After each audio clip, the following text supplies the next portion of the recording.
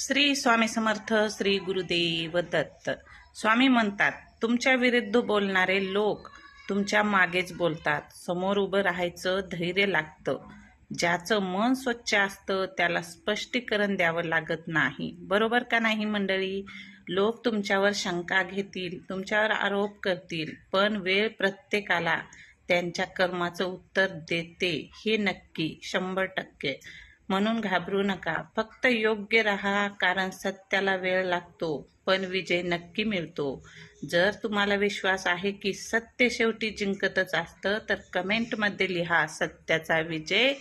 श्री स्वामी समर्थ महाराज की जय. भिवू नकोस, मी तुझ्या पाठीशी आहे. आणि भरपूर स्वामी सेवा करा, स्वामी सेवेत राहा.